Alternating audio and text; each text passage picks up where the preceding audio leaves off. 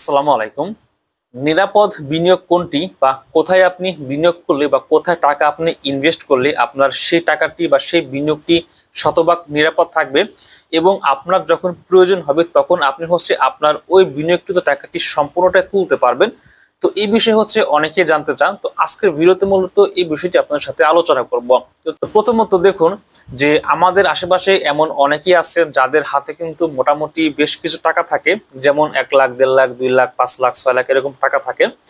তো অনেকেই আসলে বলেন যে জমি কিনে রাখার জন্য বা স্বর্ণ কিনে রাখার জন্য, কেননা আপনারা জানেন যে জমির দাম কিন্তু আসলে দিন দিন বাড়ে। তো সেই হিসাবে কারো হাতে টাকা থাকলে অনেকেই পরামর্শ দেয় যে আপনি জমি কিনে রাখেন। আসলে জমি কেনার কথা বললেই কিন্তু কেনা যায় না, কারণ জমি কিনতেও কিন্তু অনেক টাকা লাগে। তো অনেকের কাছে কিন্তু আসলে এত টাকা থাকে না। তো আসলে এই অল্প সংখ্যক টাকা দিয়ে কিন্তু আপনি চাইলে কিন্তু জমি কিনতে পারবেন না। আপনি যদি সেখানে গোল্ড কিনতে চান বা স্বর্ণ কিনতে চান, সেক্ষেত্রে আমি বলবো যে আপনি আসলে সম্পূর্ণ টাকার স্বর্ণ না কিনে আপনি অল্প কিছু টাকার স্বর্ণ কিনেন, বাকি টাকা আপনি অন্য কোথাও আপনি ইনভেস্ট করে রাখেন।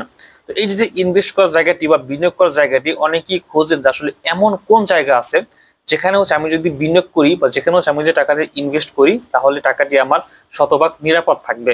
তো অনেকেই আবার পরামর্শ দেন যে ব্যবসার কাজে টাকাটি ইনভেস্ট করার জন্য। তো আসলে আমি বলবো যে এই সম্পূর্ণ টাকাটি ব্যবসার পিছনে ইনভেস্ট না করে আপনি অল্প কিছু টাকা ব্যবসার পিছনে ইনভেস্ট করেন। এবং আবার অনেক সময় দেখা যায় যে অনেকের আত্মীয় স্বজন আছেন, অনেকে ব্যবসা করেন। তো সেক্ষেত্রে অনেকে বলেন যে তোমার এই টাকাটি তুমি আমার কাছে জমা দাও, তাহলে আমি তোমাকে প্রতি মাসে এই টাকা বাবদ কিছু টাকা প্রফিট দিব।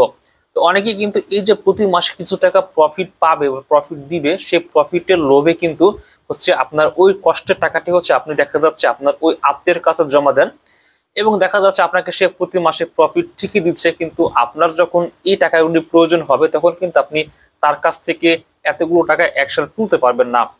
তো সবকিছু মিলিয়ে দেখা যাচ্ছে যে অনেকেই আসলে একটি নিরাপদ বিনিয়োগ বা নিরাপদ ইনভেস্টের জায়গা খুঁজেন। আপনি যদি একটি নিরাপদ বিনিয়োগের জায়গা বা নিরাপদ ইনভেস্টমেন্টের জায়গা খুঁজে থাকেন, সেক্ষেত্রে আপনার জন্য বাংলাদেশের প্রেক্ষাপটে সব থেকে নিরাপদ বিনিয়োগ বা নিরাপদ ইনভেস্টমেন্ট সঞ্চয়পত্র। হ্যাঁ, আপনি ঠিকই শুনেছেন, সঞ্চয়পত্র বাংলাদেশে সব থেকে নিরাপদ ইনভেস্টমেন্ট বা নিরাপদ একটি জায়গা, যেখানে আপনি আপনার কষ্টের টাকা সেখানে আপনি ইনভেস্ট করতে পারেন বা সেখানে আপনি বিনিয়োগ করতে পারেন। আপনি যদি সঞ্চয়পত্রে আপনার এই টাকাগুলো বিনিয়োগ করেন বা টাকাগুলো যদি আপনি ইনভেস্ট করেন, সেক্ষেত্রে কিন্তু আপনার এই টাকাগুলো একেবারে শতভাগ নিরাপদ থাকবে। কেন আপনি সঞ্চয়পত্রে বিনিয়োগ করবেন বা কেন এই সঞ্চয়পত্র নিরাপদ? আপনারা অনেকেই সঞ্চয়পত্র সম্পর্কে টুকটাক কম বেশি জানেন, আবার অনেকেই আসলে জানেন না। তো যারা জানেন বা যারা জানেন না, সকলের উদ্দেশ্যেই আমি বলছি, সঞ্চয়পত্র বাংলাদেশ সরকারের একটি সম্পত্তি, অর্থাৎ এটি বাংলাদেশ সরকারের যে অর্থ মন্ত্রণালয় রয়েছে, এই অর্থ মন্ত্রণালয়ের নিয়ন্ত্রণাধীন একটি অধিদপ্তর, অর্থাৎ জাতীয় সঞ্চয় অধিদপ্তর এই সঞ্চয়পত্রের মালিক বা তারা এটিকে পরিচালনা করে। বাংলাদেশের কোনো ব্যাংক, অর্থাৎ বাংলাদেশের কোনো সরকারি ব্যাংক বলেন, বেসরকারি ব্যাংক বলেন, কোনো ব্যক্তি, কোনো প্রতিষ্ঠান কিন্তু এই সঞ্চয়পত্রের মালিক নয়। এই সঞ্চয়পত্রের মালিক সরাসরি বাংলাদেশ সরকার। অনেকেই বলতে পারেন যে আসলে ভাইয়া, যদি সরকার পরিবর্তন হয় তাহলে আমাদের এই টাকাগুলো কি হবে? তো আমি আপনাদেরকে শুরুতে বলেছি যে সঞ্চয়পত্র এটি সরাসরি সরকারের একটি অংশ। সরকারের যে অর্থ মন্ত্রণালয় রয়েছে, সে অর্থ মন্ত্রণালয়ের একটি শাখা জাতীয় সঞ্চয় অধিদপ্তর, এবং এটি কিন্তু সম্পূর্ণ নিরাপদ এবং এটি পুরোটা সরকার কর্তৃক পরিচালিত। এখানে আপনি এই যে টাকাটি বিনিয়োগ করলেন, অর্থাৎ আপনি যে টাকাটি বিনিয়োগ করলেন বা যে টাকাটি আপনি ইনভেস্ট করলেন, এই টাকাটি কিন্তু আপনি পুরোটা সরকারকে দিচ্ছেন। এই টাকাটি কিন্তু আপনি কোনো সরকারি ব্যাংকে দিচ্ছেন না, কোনো বেসরকারি ব্যাংকে দিচ্ছেন না, বা কোনো ব্যক্তিকে দিচ্ছেন না, কোনো প্রতিষ্ঠানকে দিচ্ছেন না।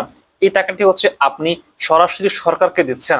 বাংলাদেশে যখন যে সরকার আসবে, ঠিক তখন ওই সরকারই কিন্তু এই সঞ্চয়পত্রের মালিক, এবং তখন ওই সরকারই কিন্তু আপনার এই সঞ্চয়পত্রের সম্পূর্ণ টাকাটি দিতে কিন্তু বাধ্য থাকবে। এটি কিন্তু সঞ্চয়পত্রের নিয়ম। অর্থাৎ সঞ্চয়পত্র এটা পুরোপুরি সরকারের একটি অংশ। অর্থাৎ বাংলাদেশে যখন যে সরকার ক্ষমতায় আসবে, ঠিক তখন ওই সরকারই কিন্তু আপনার এই সঞ্চয়পত্রের যে টাকাটি রয়েছে, অর্থাৎ আপনি যত টাকা এই সঞ্চয়পত্রে বিনিয়োগ করবেন, সে টাকাটি কিন্তু ওই সরকার আপনাকে ফেরত দিবে। এখানে কিন্তু টাকা মায়ের যাওয়ার বা টাকা কিন্তু আসলে কি বলে, এটার কিন্তু কোনো পসিবিলিটি নাই, কারণ এটার পুরোটা মালিক বাংলাদেশ সরকার। তো সর্বোপরি এবং সংক্ষেপে আমি এই কথাটি একটু বলে দিই, সেটি হলো যে আপনি যদি একেবারে নিরাপদ বিনিয়োগ খুঁজেন বা ঝুঁকিমুক্ত বিনিয়োগ খোঁজেন, সেক্ষেত্রে আপনি অবশ্যই সঞ্চয়পত্রে আপনার টাকাটি বিনিয়োগ করতে পারেন বা সঞ্চয়পত্রে টাকাটি আপনি ইনভেস্ট করতে পারেন। আপনি যদি সঞ্চয়পত্রে টাকাটি বিনিয়োগ করেন বা টাকাটি ইনভেস্ট করেন, সেক্ষেত্রে দেখা যাচ্ছে আপনি কিন্তু প্রতি মাসে মাসে অথবা প্রতি 3 মাস পর পর মানে সঞ্চয়পত্রের যে নিয়ম রয়েছে সেই নিয়ম অনুযায়ী আপনি কিন্তু মুনাফা পাবেন।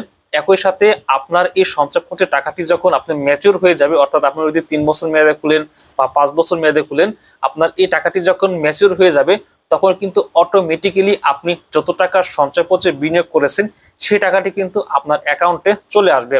মোট কথা, সঞ্চয়পত্র হচ্ছে সব থেকে নিরাপদ একটি বিনিয়োগের জায়গা বা নিরাপদ একটি ইনভেস্টের জায়গা। যাই হোক, এই ছিল হচ্ছে আজকের ভিডিওর মূল বিষয়বস্তু। সঞ্চয়পত্র সম্পর্কে আমার চ্যানেলে আগের ভিডিও রয়েছে এবং আমি আগামীতে কিন্তু এই সঞ্চয়পত্র সম্পর্কে আরো নতুন নতুন ভিডিও আপলোড করব। তো সকল ভিডিও পেতে অবশ্যই চ্যানেলটি সাবস্ক্রাইব করে রাখবেন। তো আজকে এ পর্যন্তই। সকালে ভালো থাকবেন, সুস্থ থাকবেন। খোদা হাফেজ।